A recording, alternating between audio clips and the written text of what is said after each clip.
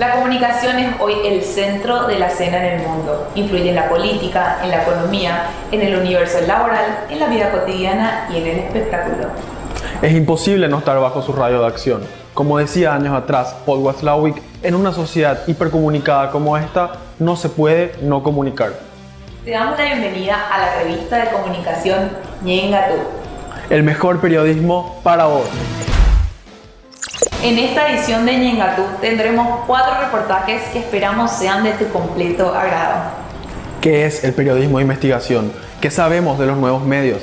¿Y qué entendemos particularmente por medios alternativos de comunicación? ¿Sabemos algo de la historia del periodismo en el Paraguay? ¿Qué son las fake news o noticias falsas y por qué han sido protagonistas últimamente? Estos y otros temas más serán abordados esta tarde en Ñengatú.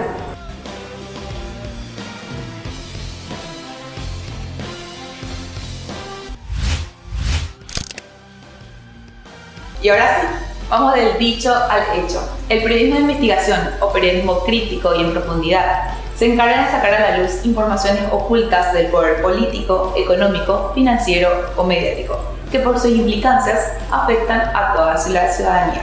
Motivo por el cual suelen ser ocultas por los gobiernos, las autoridades públicas y las empresas. En relación al periodismo de investigación en el Paraguay, nuestros compañeros prepararon el siguiente material.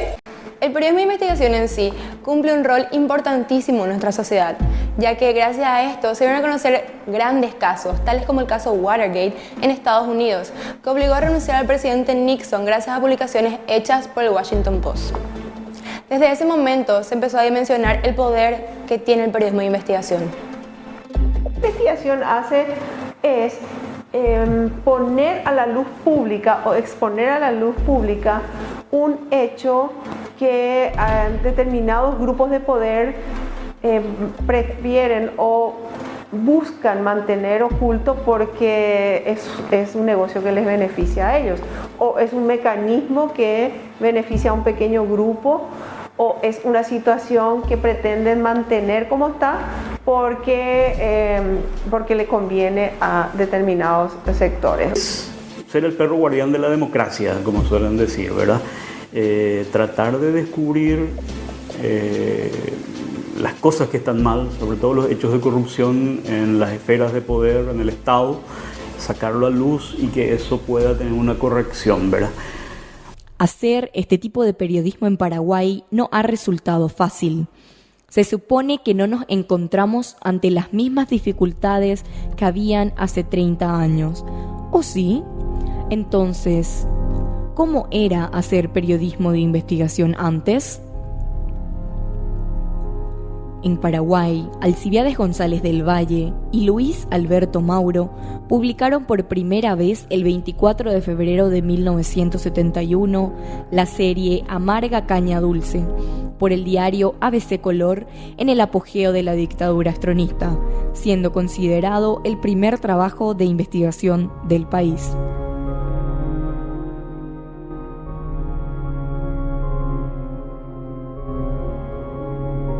Sí, yo empecé en los años 80, en la época de la dictadura, ¿verdad? Y obviamente los temas sensibles eran...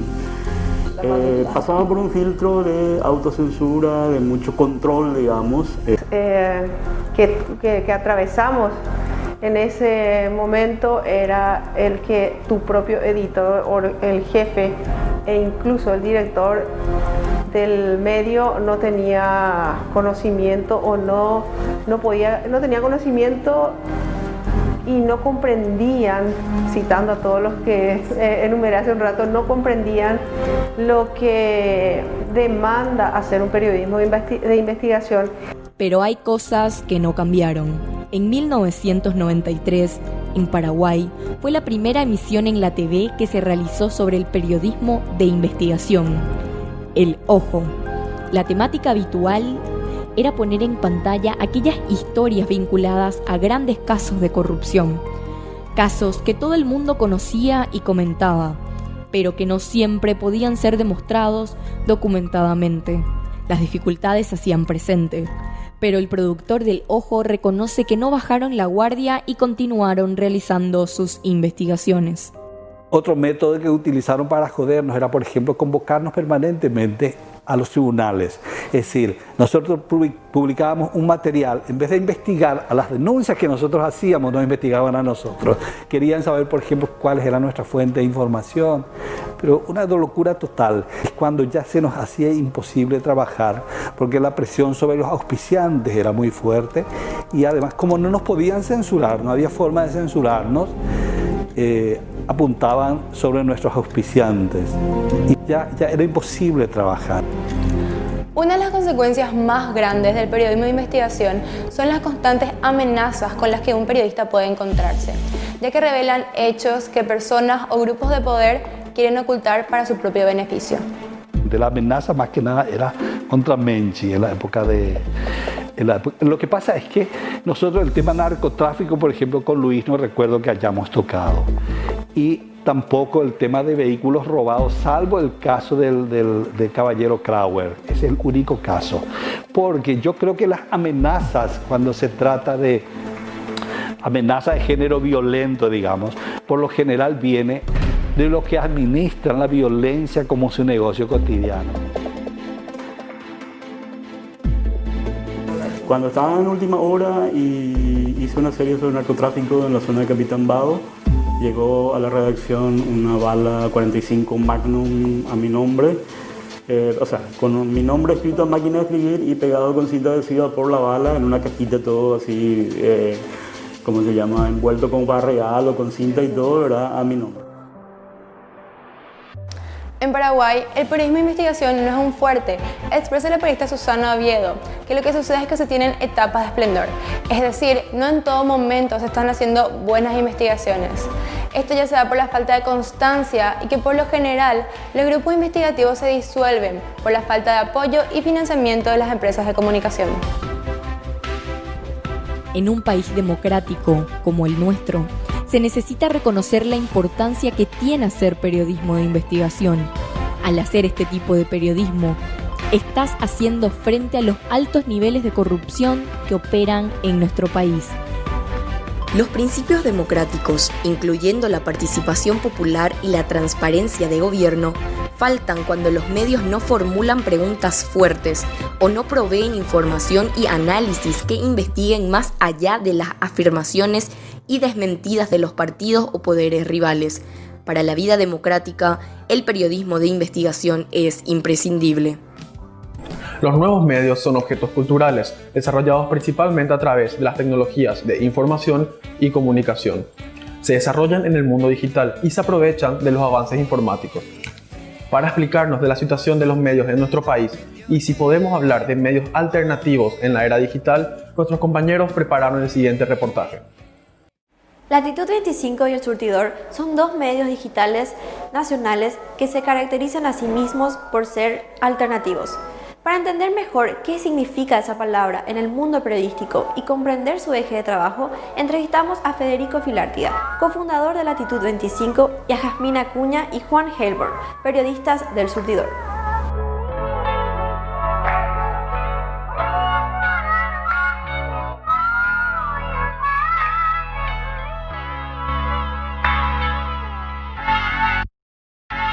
Había un espectro de temas de la realidad nacional que no estaban siendo abordados ahora.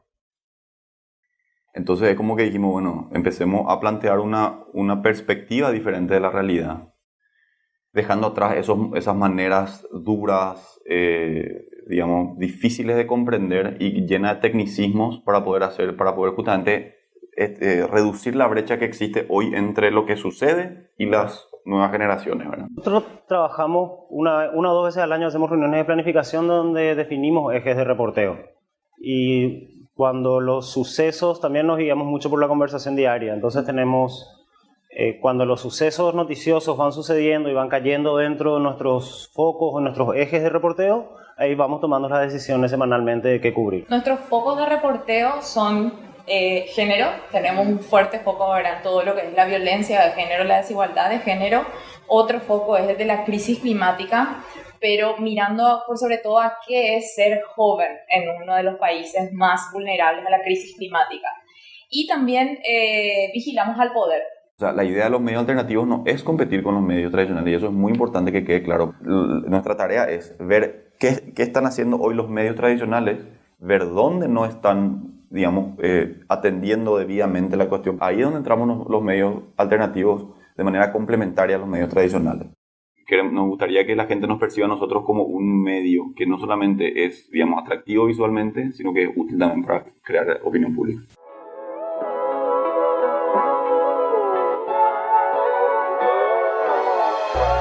A veces, de hecho, un reportaje recién comienza cuando se publica. O sea, uno cree que ahí ya terminó la información, pero en realidad recibe más información a partir de lo que publica y es recién el inicio, ¿verdad? Por eso es importante estar atento a lo que dice la gente, ¿verdad? Cuando recibe, cuando lee, ¿verdad? Lo que una tira. La comunicación está cambiando tan rápidamente.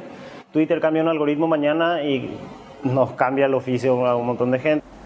Ahora que entendemos mejor lo que es el enfoque alternativo, ¿cuáles son las ventajas y desventajas de este estilo frente al periodismo tradicional? Hoy en día tenemos nosotros 3 grandes holdings corporativos que son los que determinan el comportamiento de generación de información hoy en nuestro país. El no poder tener esa diversificación de medios que genera también oportunidades para otras personas, ¿verdad? Para muchas personas, no se está dando, por lo tanto eso de alguna manera atrofia también no solamente la opinión pública, sino que las oportunidades para poder trabajar dignamente, ¿verdad? Los tradicionales le hablan a todo el mundo porque tienen un montón de alcance, pero nosotros tenemos un alcance más limitado, que es una oportunidad porque podés ser realmente útil con la información que producís, le podés ser útil a un grupo de personas que están buscando también un canal de comunicación que se identifique o que le hable a sus necesidades y sus deseos. Y cuando salió la propuesta de Canal 9 de estar en los jueves inicialmente y ahora los domingos a las 8:30 de la noche, vimos que era una oportunidad interesante porque C9N es canal de aire, 24 horas de noticias, y tiene esa complementación perfecta de tener la llegada, la masificación de un canal de aire, pero con el contenido, un contenido, digamos, no corrompido por el contenido de entretenimiento. En el surtidor nos dimos cuenta que los medios tradicionales estaban dejando a una gran parte de la población joven, ¿verdad? No se estaban comunicando básicamente con ellos, con los jóvenes, en el lenguaje en el que hablamos, ¿verdad? El lenguaje de las redes, de los memes, de los GIFs. Y dijimos, bueno, falta un medio que le hable a ese grupo de personas. O sea, Paraguay es un país que necesita, no es lo que es bueno que suceda, que necesita la diversificación de los medios de comunicación, ¿verdad? Se necesita que se diversifiquen los intereses, que se diversifiquen los enfoques, los formatos, ¿verdad? Y entonces es como que tratamos de matizar bien y complementar las historias con una misma intención, como te digo, que es, por un lado, mostrar una realidad diferente y por otro lado tratar de incomodar también, ¿verdad? Porque no renunciar a esa premisa básica del periodismo, que es incomodar, ¿verdad? O sea, incomodar al poder de turno, ya sea un poder público, ya sea un poder económico, ya sea un poder privado, política natural en los medios alternativos, que sea medio contrasistema, ¿no? Desde el siglo XIX, los medios de comunicación han sido protagonistas de la historia del país. El Paraguayo Independiente, El Centinela, Cabiyuí y otros han dejado huella en la opinión pública. Los medios han pasado por crisis, guerras, dictaduras y censuras.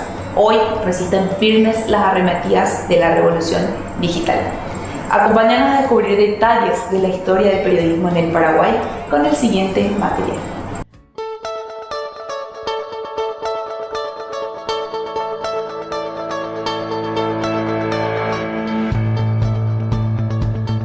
En Paraguay, desde el siglo XIX el periodismo comenzó a tomar protagonismo en las cuestiones sociales y políticas.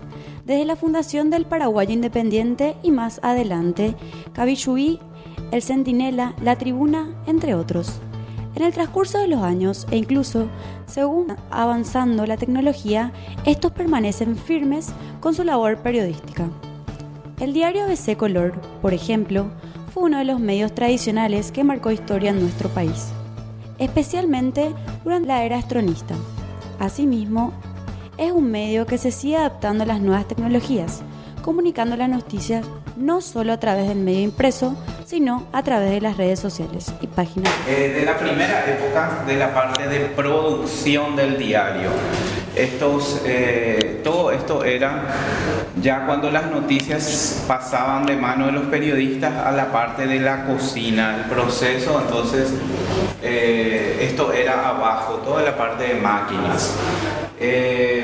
Se tenía como una cartulina donde se pegaba toda la información ya en tamaño de la hoja del diario. Después pasaba acá, se hacía como un gran slide o negativo fotográfico, y eso otra vez después se copiaba en la chapa.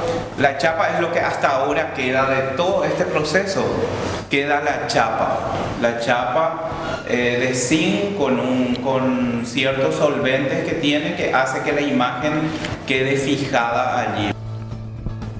Pero ahora, hablemos de la noticia. ¿Cuáles son los procesos por los que pasa la información noticiosa para que llegue a las manos del lector? Para tener un contexto, actualmente un medio de comunicación impreso se divide en ciertas áreas donde se procesa la información según el enfoque. Por ejemplo, política, economía, nacionales, internacionales, deportes, digital, judiciales, policiales, exequias, entretenimientos, etc. Cada una de estas áreas cuenta con un subárea, donde cada periodista se encarga de enfoques específicos. Por cada departamento existe un editor, quien controla que cada información redactada por los periodistas cuenten con la calidad gramatical y ortográfica correspondiente, ya que al tratarse de un medio impreso, al publicarse la noticia, no hay marcha atrás. Cabe destacar que todas las noticias se comparten en todas las plataformas, como por ejemplo, el diario ABC Color cuentan con un holding bien completo, tanto impreso, radio, televisión y digital. Por último, cuando la noticia ya está como para ser publicada, se pasa al área de impresión. El área de impresión cuenta con un equipo de maquinarias que a partir de las 21 horas comienzan a imprimir los ejemplares. La impresión de la tapa es el último proceso, realizándose recién a la medianoche.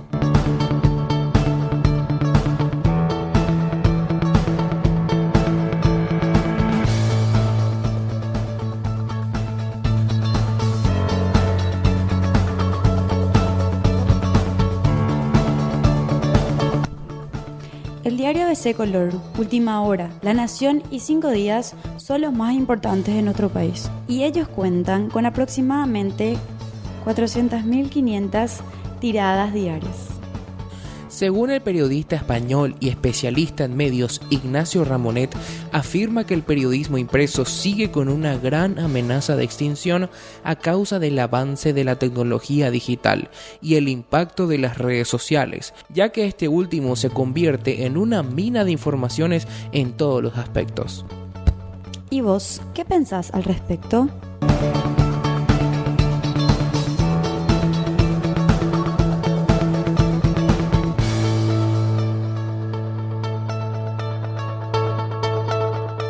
Esto ha sido todo por hoy. Muchas gracias por acompañarnos. Nos vemos en la próxima edición de Ñengatú, el mejor periodismo para vos.